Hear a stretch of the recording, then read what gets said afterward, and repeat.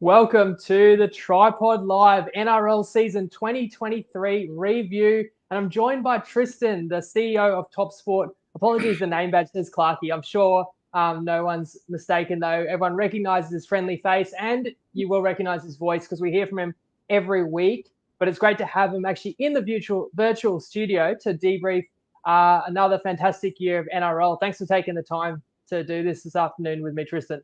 Thanks for having us, Jacob. And yeah, I feel very honoured to be in Clarkey's little window here. So no, I'm looking forward to chatting with you and going through the season. It's been a fantastic season. What a grand final we had, and obviously been many ups and downs throughout the course of it. And yeah, looking forward to chatting through it all with you.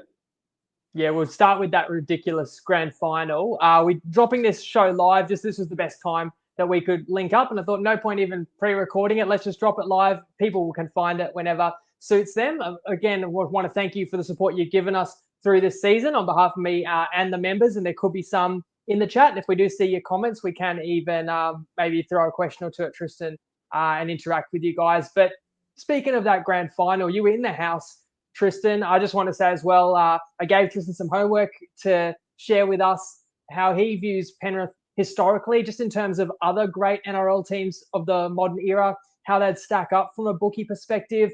I want to ask Tristan about season highs and lows. People love to hear about the bookies, particularly probably biggest losses, but also your biggest wins will be really interesting. We both can reflect on what we learned. And then for those more interested in the betting industry, some questions I'll bring up about changes and how Top Sport is evolving through uncertain and ever-changing times. But the grand final, for those who don't know, the Titans, not only they make the NRLW final, they got there after finishing last in 2022.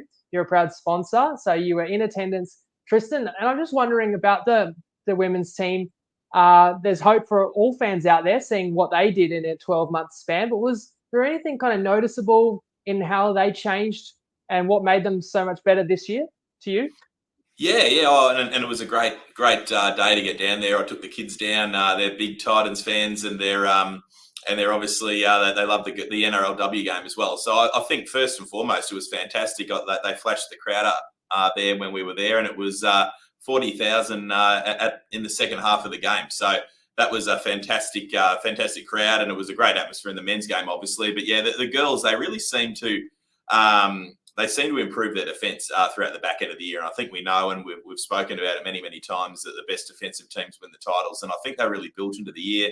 They obviously finished last in the season prior, as you touched on. I think it was just a case of building momentum, getting all the cohesion together. And I think they really, really hit their straps at the business end of the year, which it's only a short season as well. It only takes a couple of losses and your season can be derailed or put back on its tracks. And they obviously faced the Roosters and Newcastle early in the year too. So that got them, that put them into an awkward position, but they came home hard, had a lot of momentum. And yeah, I thought they were a bit unlucky. I think there was a couple of calls there that maybe, on a different day could have gone a different way, but no, they couldn't quite get the job done. But I'm certain the girls will be back with a lot of hunger next year to go that one step further. But to your point though, it does show, and just with the way that the contracts are positioned with the girls in that league, there can be a lot of changes in the ladder. It's a very fluid ladder, which is exciting for all teams. And I think there's going to be a lot of girls that improve dramatically year on year as well, which will see some teams really go to that next level. And the Titans were big underdogs in the prelim, got it done. Underdogs again in the grand final. For those who didn't see it, did hold a lead, the under 10 minutes to go. Really brave effort, but led by Tamika Upton, the Knights got over the top in the end. For all footy fans, what's awesome about it is seeing the improvement of the NRLW competition and expansion as well, because it just means we get more high-quality football to enjoy and consume throughout the year. Then that led into the big show Sunday night, of course. Talk again. You said there was already 40,000 in the afternoon, and it was full by the evening. So let us know the atmosphere, and also give us the context of who were you cheering for. I know you're a kind of a childhood Panthers fan, but you also got to run a business. So I'm interested where your exposure sat heading into the grand final too. Yeah, it was a fantastic atmosphere, as I touched on. I think the crowd, by the time the entertainment got on, was pretty much full. It was a diverse group of fans. There was it was obviously a lot of Queenslanders there early when they flashed the bus up when Penrith were leaving their hotel. There was a massive boo that went around the arena, and I thought maybe we're going to get a pretty not biased, but a pretty majority Brisbane fan base. But it felt like the Panthers fans rolled in a bit later, and the noise in that stadium was something I've never experienced. I've been to a lot. I've been fortunate enough to go to a lot of sporting events. I've been to World Cups over I went to Russia and South Africa, and I've been to grand finals and Origin previously. But in that last 10 minutes, it was just the noise. It was something I've never seen. And it was obviously the Broncos fans trying desperately to hold on, cheering their team over the line. And then the Panthers fans were starting to get a bit of hope. And it was just fantastic, and for the game to come down and be won in the manner it was, obviously the Panthers fans were joyous. The Broncos fans were heartbroken, rightly so. And, they've got a lot of young players there. Hopefully they'll be back and that they can do it again in future years. But in terms of where our book sort of fell, as you say, I have been a Panthers fan for many years. I'm certainly on the Titans bus now, but the Panthers were my team as a young kid, and I was definitely cheering them on in terms of where we sat in terms of the book. It was probably the best betting grand final I've seen for a long time, and there was money both ways. Obviously, there was some outside influences with we all know about the 100-to-1 special that Betr offered at the start of the year. And I think that really changed the complexion of the game. I felt like there was a lot of small bets or smaller bets on the Broncos, your $100, $200, $300 punters that were probably offlaying their position. We actually opened the market at 3.5, thinking that the market might come back towards the plus. I think it opened at 4.5 in a couple of spots. So that was by design. And then we pushed the Broncos out to try to get some of that head-to-head business. All of our large ticket items were all on the Panthers at the minus. So we had a really, really big book, and as it turned out, the split was actually our best result. So with the excitement of the game and for it to fall in that 1-3, that was for us to be watching a game, it was the best way it could finish.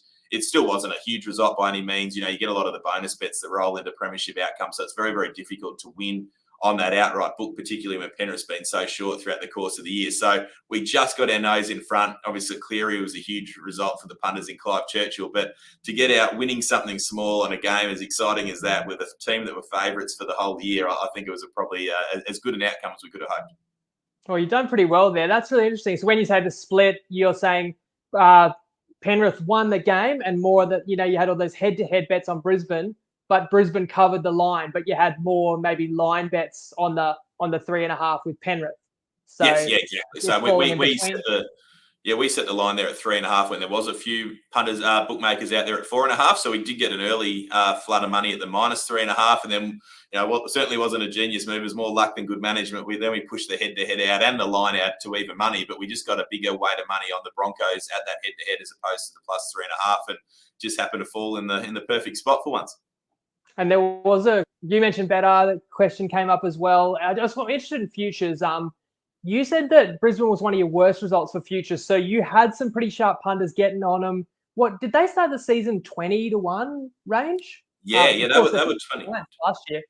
Yeah, they were 20-1, and they were our worst result. Well, the Broncos and the Roosters were our worst result for the vast majority of the year. The Roosters, they looked like they were gone 10 weeks out, and they obviously got on a run, so that got a little bit nerve-wracking. But the Broncos, they were bad from the start, and then once they got in short, we probably dodged them a little bit, but they were certainly our second or third worst way for the vast majority of the season. And yeah, they were 20-1. I think a lot of people saw that fade out at the back end of last year, and I think thought that they might start the season well, which they did, but then they might fade away when the whips are cracking. But they certainly didn't do that. They were by far and away the second best side all year. Arguably on certain weeks they outperformed Penrith, and they were very, very close to winning the whole thing. So they've obviously opened up second picks to win the comp next year. They've got a lot of young kids that will go to that next level. Obviously Adam Reynolds probably at the end of his career, but I'm certain he'll still be able to perform at a high level next year. But yeah, they were very, very well backed with us, and we did commit quite significantly that 20-1. So whenever a team firms up like that, it doesn't take a huge amount of actual volume for it to become a bad result.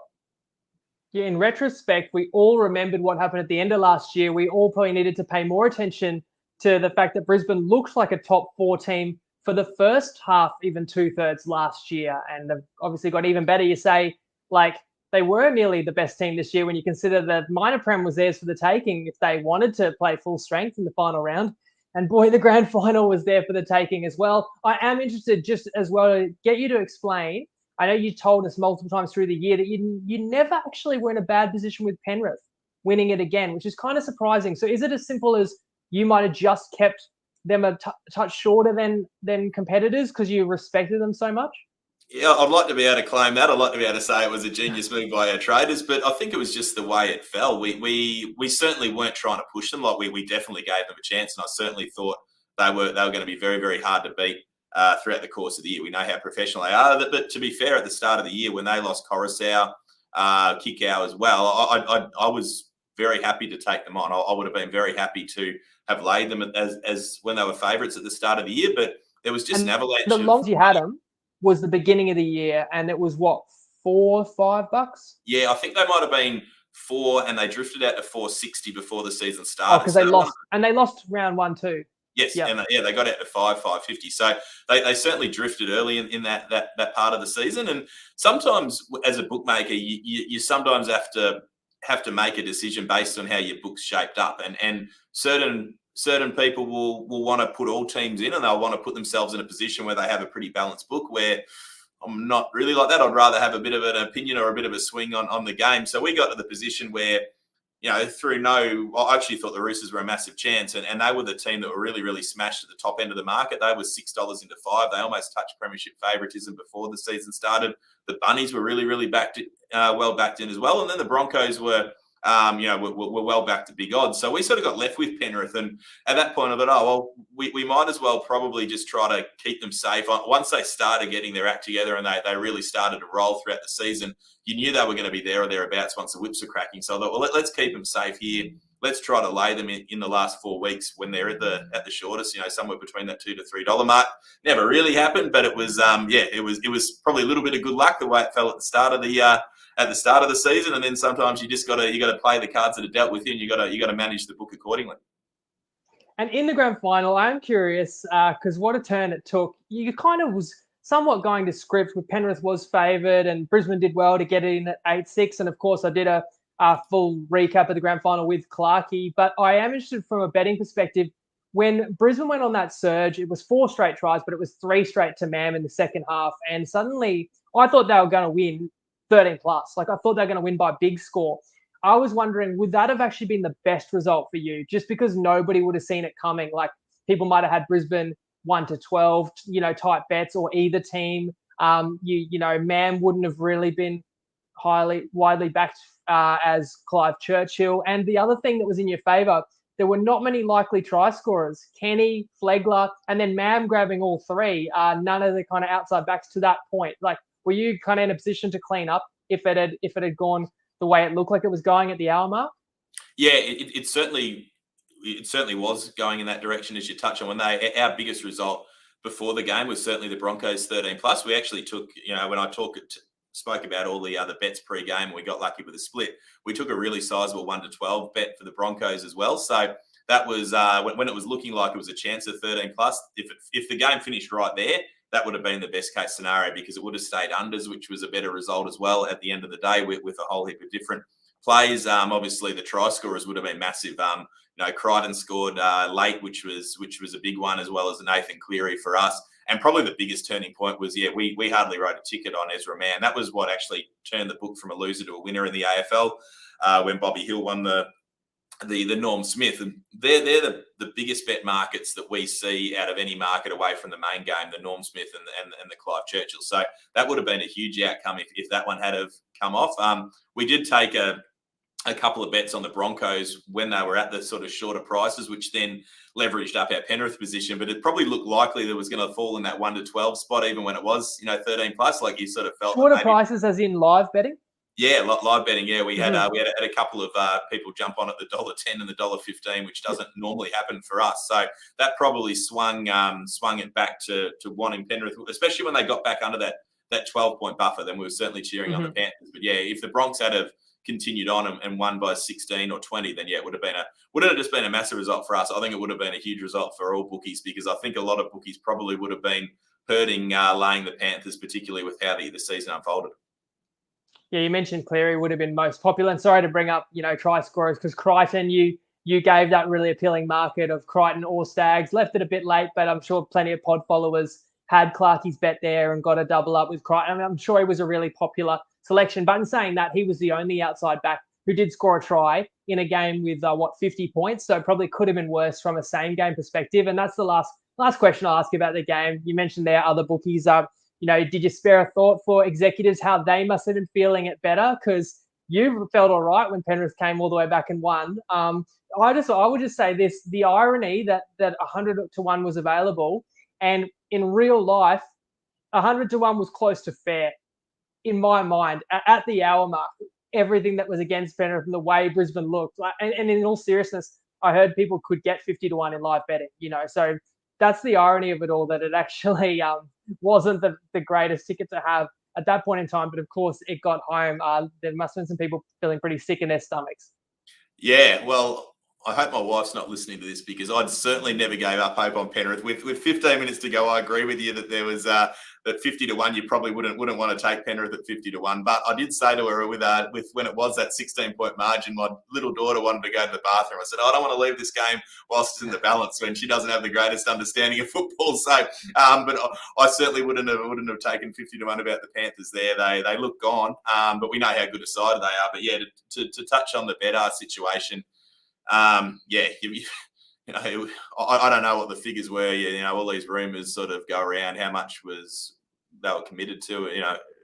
How long's a piece of string? You don't know, but they'd have to feel sick. Like getting to that point where you probably dodged a bullet like that. They've run 5 or 6 really appealing promos, and probably dodged most of the bullets on the way through, and then they probably look like they were home in that Broncos game and couldn't quite get there. So I'm sure it was a big swing. It'll be interesting how things play out for them over the spring. From their perspective, they're hopeful that a lot of people hang around over that spring carnival and reinvest. Whether that happens or not, I don't know. But yeah, they're a massive company. They got a lot of backing. I've got no doubt that everyone. I see the question flashing up on the screen. I wouldn't be worried about receiving your funds if you've got a winning ticket.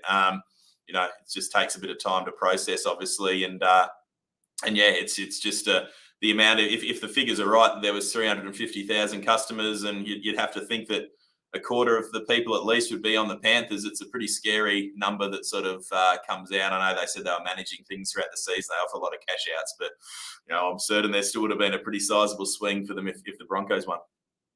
I do remember that, everyone was taking Penrith virtually, especially if you didn't have a strong opinion on anybody else. They did take it away as an option, so they were offering 100 to 1s on everyone but Penrith. So they obviously reached a liability limit at some point that they were comfortable with. I just made me wonder yourself, have you ever been in a situation anything like that? And it could be on a lower scale as Top Sport has grown. You 4 decades old now, but any kind of situations come to mind where you had just a incredibly monumental liability on a particular outcome? Yeah, we've had, and obviously nowhere near the scale that we're talking about here.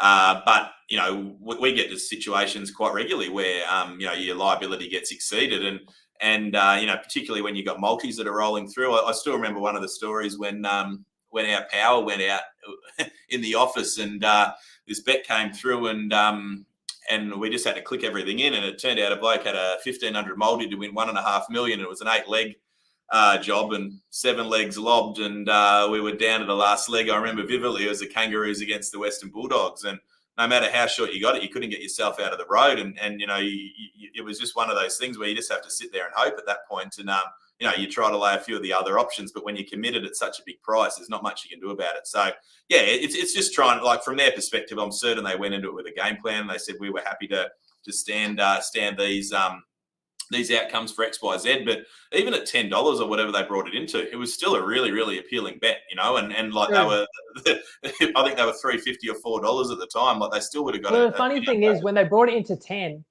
it would have been smarter to take the second favourite at 100 to 1. But you're right, probably some people just took Penrith at 10 anyway, and of course that ended up being the best way best ticket to be on. Yeah, well, absolutely, and to be fair, a lot of the smarter people would have already been on at the 100 to 1, so it probably wouldn't have been an issue at that point. But the thing is, that's the issue with those markets when they're 100 to 1. You can't really offset the other runners because you're offsetting a $1,000 liability with a $10 stake, and obviously it was a marketing spend, and they got a lot of exposure. They're continuing to get a lot of exposure out of it now. Everyone's talking about it, so good on them. It'll be interesting how it goes over the spring, and how many punters stick around. And that $1.5 million, what ended up happening? We just dodged the bullet, thank God. It was, yeah, I So remember it you was. try and put some money elsewhere, but ultimately you Well, just have to sit back and hope the result goes your way because it was yeah, going to be a big absolutely. swing. It was a 1-39 bet, and I remember at half time, and I was sitting on 20 exactly. So it was the exact worst case scenario. The punter involved, he had a really good result on it. He ended up ringing up and crushing out himself, and he backed the 40 plus and the other option. So we still didn't get out and win on the game, but it was certainly a hell of a lot better than where it was sitting. I think they might have won by 46 or 50. It was very, very tight, but it was a very, very nervous drive home. I was driving home in the car at half time, and the old radio stations up in Queensland listening to live AFL are not the best, so it was a bit nerve-wracking, but yeah, we just got the job done. I remember I've had bets in the past, like years ago, where I've been like, I need to follow this AFL game, right? It's like whatever, it might be in multi-league, and I put it on the radio, and then I realized, hang on, I don't know enough AFL players' names to listen on the radio. Like, I have no clue where the ball is or what's happening. The next question I want to ask you was around the homework I gave you. We touched on this topic on Sunday night with Clarkie. Monday, I think everyone basically will agree Penrith is the best team of the NRL era. So it's kind of silly to even say, are they? But I just put to you the 5 best teams, in my opinion, of the NRL era. And I think we've both basically followed the NRL closely throughout the entire NRL era, which would be 98 onwards, right? So the last 25 years. So I'm interested if you thought the 5 that I sent you were the strongest 5 teams you could remember.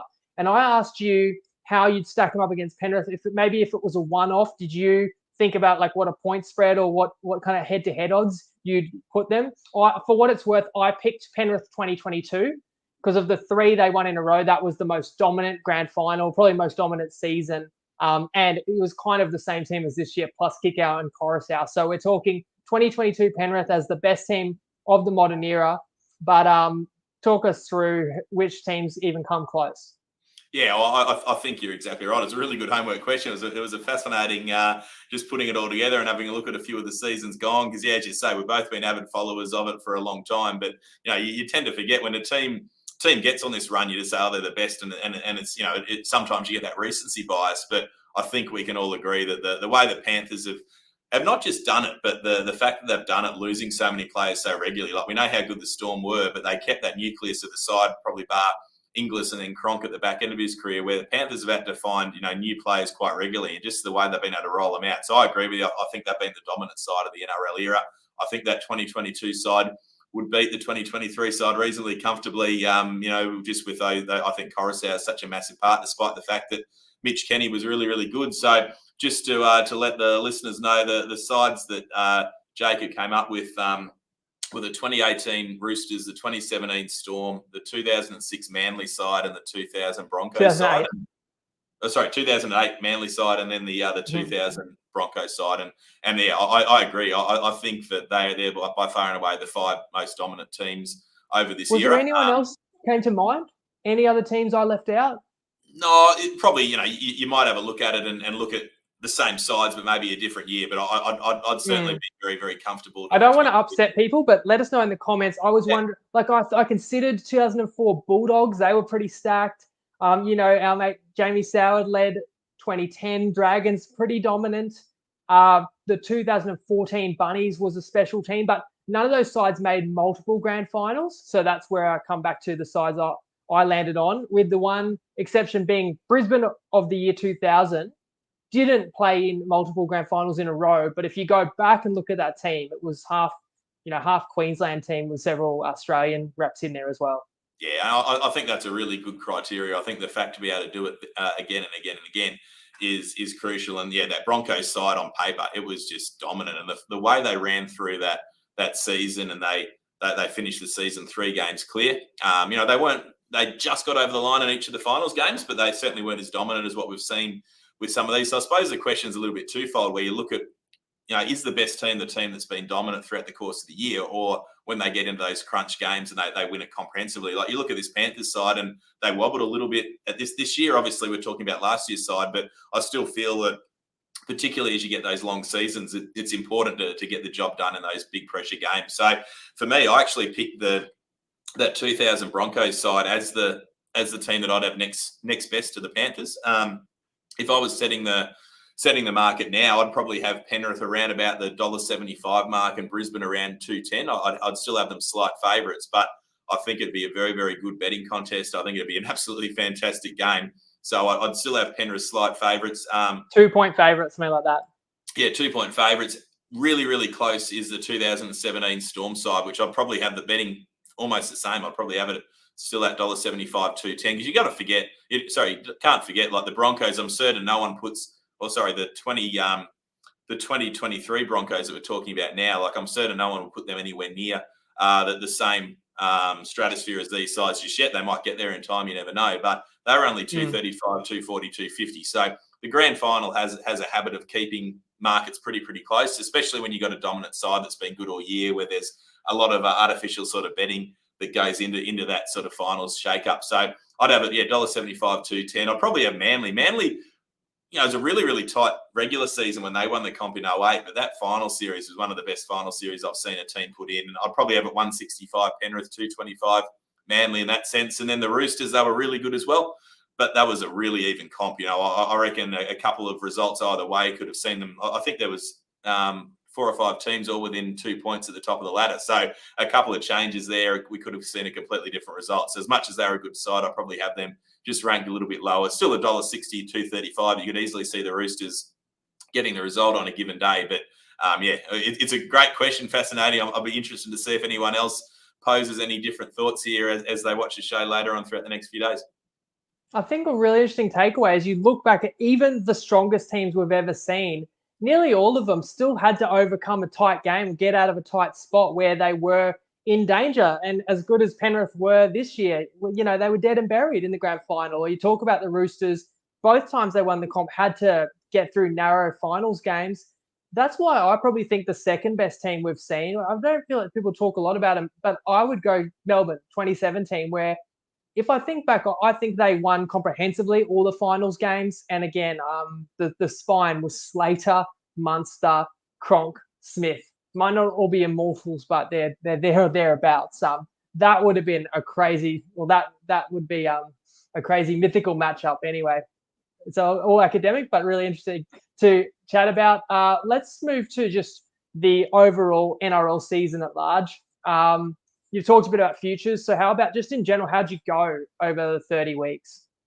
Yeah, 30. We actually had a really solid season. I think it was one of our best NRL seasons for a long time. I think that was really helped by the Dolphins coming to the comp and getting some upsets early in the season. There was a lot of people that gave the Dolphins no chance, particularly in those early few weeks. That game against the Roosters was by far and away our best result all season, and to get that early in the season allows you to build some momentum. But it just felt that the competition was so tight for probably the first 15, 16 rounds that every week there seemed to be one upset that would sort of knock a few multis out. Then obviously there was that period of about 4 or 5 weeks in the middle of the season where the good sides really put the foot down. But then we saw the back end of the year, it looked like teams were going to drop out, and the likes of the Tigers and the Dragons became competitive again. So it was, it was a positive season from our end. I felt the quality of the competition was really, really good. Obviously there was a drop off in the Tigers and probably the Dragons at some point, but at least they were competitive, and they covered a lot of spreads, which I don't think we've seen in the past. Like I've noticed in the past probably 3 or 4 years, it's those 10 games where it is just a blowout, which, the money's just truckloaded for that one side at the -18 or -22 or -24. And they're the games that you look back and you go, we've just done way too much money on this. And there weren't that many of those games this year, which was, I think, a credit to the competition, a credit to the way the rules were tweaked, and a credit to those teams down the bottom that were as competitive as, you're always going to have a team down the bottom of the ladder, but you want those teams to be competitive and be able to match it. We saw the Tigers knock off the Panthers in a really wet condition where we actually lost on the game. So, it's been a phenomenal season in that sense, but we just got our nose in front. Not only when the teams cover the big line, but if they win by a big magnitude, then everyone's scoring a try. Like how much did the Cowboys beat the Tigers? Well, 74-0, everyone was getting involved. I'm interested if there's particular teams you feel you guys misjudged. Personally, I definitely have to admit the Dolphins early exceeded my expectations, but probably just about everyone's. I will say through the year, a lot of people got their hopes up really high on the Dolphins, thought they'd make the 8, and I kind of thought that they maybe had already peaked. But another side I did not judge too well was the Warriors. Didn't see that coming, and it took me a good couple of months, not, probably the third month of the year before I really started respecting that team and betting accordingly. I'd say Melbourne exceeded my expectations and had a fair share of adversity. And some other teams that kind of burnt me where I expected more than what they delivered was North Queensland, although they had that charmed run, started the season very disappointing. And Souths, I kept waiting for them to come good. I don't know what your experience was with Souths, whether, where punters just kept coming back and backing them, and were they actually a friend to the bookie because they kept on being duds? Yeah, well, that'd probably be the two sides. The last two that you touch on that were probably the two that I misjudged completely as well. The Cowboys, we were we were probably against them at the start of the season. We were happy to take them on, and then when they got on that run, we were still sort of opposing them, and that was where there was some quite sizable goes when they got on that charmed run, is what you say, and we probably lost a little bit more than what we should have on a few of those games. And then I thought they'd continue the run of the momentum going. I think the momentum probably swung in the Titans game where they lost up here, and that's where everything sort of turned pear-shaped. And we probably kept them a little bit safe at the back end of the year, and we probably thought they were going to go on that run again, and they couldn't quite do it. So we certainly misjudged them a little bit. The Rabbitohs, yeah, I think everyone was of that opinion that that they were going to come good, and I think probably at times we might have set the markets, with that in mind too. And whilst there were a lot of punters that were of that same mindset and they were involved in a lot of multis, we also had quite a lot of the sharp punters and the sizable punters in the last hour that would take the big plus against the other side, and they weren't convinced that they were going to come good, and we were happy to take them on because we thought, it's got to be this week, and it just never happened. So it's funny, you just get two different types of action in those games, and that'd be the two sides that we probably were on the wrong side of the ledger with a bit. And I'm interested, and we kind of can start to transition to general operations as well, but you can make it NRL specific where it applies. But how have you kind of adjusted the way you operate this year? Like, kind of anything you either learnt, and this can be trading NRL, but also just based on industry changes. You have discussed at times, you've come on and been able to share changes and adaptations you're making to the way you have to run your business and the reasons behind it. So can you kind of speak to that? Yeah, absolutely. There's been a lot of changes that we've been forced to implement. It's certainly not what I want to have to do, but it's just you have to play the cards that are in front of you when the industry changes. So we've been quite fluid in our strategy over the course of the last 12 months. We've made some changes. We basically have identified that just with the current narrative of the industry, we just can't have those big winning swings or big losing swings like we once did. So we've sort of had to compress our limits a little bit, particularly for those big high volume punters where, back in the day, if you'd win big off in 1 week or lose more the next week, it wasn't at the end of the world as long as you just sort of got your nose in front over the course of the year. But you can't afford to have that big variance anymore. So we've really been trying to sort of just make some little subtle tweaks there, which, and I've communicated that with all these customers. They understand it. They know the nature of the beast now. So they've probably been the changes we've made. We've been trying to sort of shift to to sort of a smaller bet type, I suppose, and we've really been pushing the same game multi side of things and these sort of elements, which we've had to pull back of our promo offering and these sort of things as well. So it's a lot of different tweaks we've had to make. It's obviously something that we're going to continue to tweak. As we've had some positive discussions. We had a pretty big conference down in Melbourne there last month where I was putting forward a lot of these point of views because, as I said, we've had to make the changes, but it's not something that I think should be required to be successful, and I've put that forward, and we've had a few positive changes on the back, positive discussions on the back of it. So I'm just hopeful that over the next sort of 3 or 4 months there can be continual talks in this space where people need to understand the importance of that low margin punter. That a number of you, the people in this group are of that sort of of that inclination, and they're so important in the marketplace that it shifts the markets. It adds a lot of discussion, but I think the question about better that popped up a while back. I think we've really got to be understanding of how many different syndications there are out there that are backing these promos and doing these things on a large scale, and that probably has stifled things a little bit. That's sort of we pulled our head back quite significantly in what we've done in that space. And I think that's probably one of the areas that maybe Bedard didn't really understand when they went into the marketplace, because they've been out of it for a little while. And yeah, I don't know how we tweak that. Obviously, it's something that you want to be able to offer a really strong product for people that are just having a bet one out. But it's difficult when you know 20, 30 people or the same person's coming through 20 or 30 accounts. So they're the little tweaks we need to constantly make to keep moving forward. You have explained this before, but maybe you could just reiterate it again. You talked about you've got to reduce the large variance of either a big winning.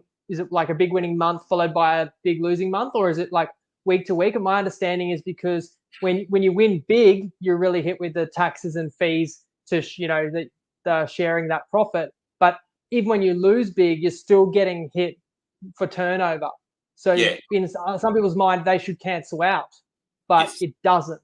No, and that's it. And to be clear, like every different racing body or sporting body has a different fee structure. So it's quite difficult to give a carte blanche answer. But basically, from my point of view, the longer the time frame that negates those offsets is the more beneficial for the industry, I feel. Because you got a lot of these big operators like your Sportsbet and your Entains that are massive, and they either win 11% one month or 13% the next month. They're just so big. They do everything so well. And, it's a credit to them. I'm not whinging in any way, but that's not how 90% of the other operators work. So the way that a lot of these models run on is that, yes, you pay a percentage of your margin if you win. And then if you lose, you pay a percentage of your turnover. And that's just how things evolve. And like if you have a big winning day, and some of it can be meeting by meeting. On racing, for example, you can have a big day at Flemington and then a bad day at Geelong, and you've got to pay your percentage of margin on your Flemington meeting, a percentage of turnover on your Geelong meeting. So it makes it difficult for the NRL in particular. It's over the course of a month. So, you can't afford to and if you're trying to play that high variance game, if you have a really strong winning month in March, for example, and then a bad month in April, and you net yourself out and you break square, you're in a horrible position. So from us, we've just had to really try to, pull things back in that sense and try to just balance, try to run at a more consistent level. Sounds wrong to be square and in a horrible position, as opposed to if you just took no bets, then you wouldn't owe any turnover fees and taxes. Is that? I was just going to ask, like, what do you see as the biggest challenge right now to you running Top Sport and being viable, not just now but into the future? Is that still the biggest issue, just the taxes and fees? Yeah, well, I think it is, and it's because, in my view, like as you say, to punters, it makes no sense. It makes no logical sense. Unfortunately, a lot of these decisions have been made. The point of consumption tax that's come in is a government-based tax, and I don't think a lot of them really understand the levers that you have to pull. And the fear I have is that we've created a pretty good niche in this market where we're happy to take punters on, and that's really been eroded on the back of the changes we've had to make. And my concern is that 5 years down the line, a lot of those low margin punters aren't going to be able to bet anywhere near to the same level that they can. I think there's going to be a lot of attrition in the marketplace. I think there's going to be a lot of consolidation in the marketplace, and you're going to find that these bigger operators get bigger and stronger, and it's going to be difficult to sort of compete with them and keep up. So you got to be innovative in what you do, but when you haven't got the scale of some of the bigger operators, it makes it difficult to go toe to toe with any of the big four. So that's probably my biggest concern, is how do we compete with these guys when our biggest point of difference has basically been taken away. And that's the thing. We've got to go back to the drawing board and try to come up with different strategies to do that. The other problematic area is also trying to compete on a legislation basis. There's been so many changes in the industry, so much compliance that you need to keep up with. There's so much coming up. There's this massive recommendation going forward to the government, which I think gets handed down at the back end of December, which is going to make some big changes in terms of where the industry is heading, whether it be, advertising, inducements, these sort of things. So it'll be fascinating where all that ends up. But obviously for a company our size, we just don't have the ability to be able to put 10 or 12 people onto that, onto these different problems that some of the bigger operators have. So, it's just trying to find the means to be able to do that. So it'll be a fascinating 3 months. Obviously, everyone's got their head down now over spring, trying to get through spring. It's a really busy period for all operators, and then we'll get out we'll pop our head up from the parapet after that point and see where it all sits. But I think the early part of next year is going to be a fascinating space for the entire landscape. I appreciate you explaining it, because you talk about sometimes punters wouldn't understand. Like, you could have punters who like to bet really big with you, and they're not necessarily winning, right? Overall, they're not up. And then you're telling them, we need to cut your limits because they're in that bracket. And they're thinking, how does that make sense? I can't even get the bets on I want, but I'm not actually taking money away from you. So that's where it just becomes an issue. A real good example of that, and he's one of my best mates. He's a doctor up north, and he was a pro punter. He bet solely on WA racing, and he's about my age. He'd been operating for 10 years, and he decided he was going to take a period off. He was going to take 6 months off and go around in a caravan and travel to all of the races in WA. And he used to win. He was a winning punter. He'd turn over $4 or $5 million a year, win at about 5%, making a good living. And as all these changes crept in, he went from winning at 4 or 5% to breaking square. He travelled around the WA, and he turned over $2 million, and he lost at 2.5%. So he's lost 50,000 over that period. And he said, I've had a horror. He's basically given up the punt. But of that 50,000 that we've won off him, we've paid something like 125,000 in product fees. And so he's lost. He's left the game. We've lost. We've paid that money to the wagering operators. No one's in a good position on the back of it, and we've lost a really good, shrewd punter who was betting responsibly within his means to the industry, and he's not coming back. And I think that type of example is what people don't necessarily understand, and I think that's probably the biggest flaw in what we've got, and I think the industry is turning into a poker machine, which I don't know how to fix it, and that's the sad part from someone that's been, as you say, our family's been in the game for 40 years. We love it. We want to be involved in the industry. We want to do it the right way, but it's very, very hard at the moment. I really appreciate you kind of sharing those challenges. What about other developments or plans? And this can be on the back of the industry changes, or just other ways you are trying to be set apart from others, or add additions and stand out, and just adding other features for customers. Kind of, we've got big summer of sport ahead, but also spring racing is massive, of course. Yeah, for us, probably, focusing on new products that we can bring out that, are entertaining, that we can sort of find that are sustainable. So one of the big things that we're going to roll out, which isn't far away, we're hoping to give it a test in the next couple of weeks on the NFL. We're going to bring out a new same game multi product, which, I think one of the issues with the same game multi offering with a lot of the others is they run off a marketplace sort of compliance, where for us with our group of customers, we can't do that. We've wanted to run it off our own prices and have a fair base model, which I'm certain everyone's got that horror story where they've popped an option into a same game multi and the price is reduced. So that's something where we're really trying to make it into a fair product, something that we think we can be the market leaders in across all sports, which I think we've had a pretty good one for rugby league and AFL for a large amount of time. But by the time the next rugby league season rolls around, we're hoping to have 50 or 60 more markets in there than what we had this year. We're going to have it in place for all of the different sports. We're going to roll out new sports every probably 4 or 6 weeks. So for us, that's where we're putting all of our resources in to try to get a product like that you can have your $5 and $10 bet. You can have an enjoyment of it. You can get a fair price, and that's probably the route that we've got to head down. And that's really what we're putting a lot of our resources in over the next bit before the next footy season starts.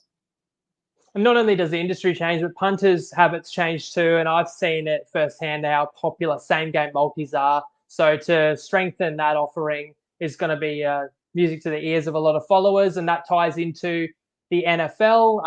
And of course, you do support Netty Given Sundays. That's the weekly NFL betting show that's live on Facebook through the TryPod page, and you're still providing special markets and video appearances there, so people will still hear from Tristan over the summer there at the very least. But I just want to thank you once again for everything you do to make this possible for the TryPod family and make the season as enjoyable as possible, as well as giving us your time today.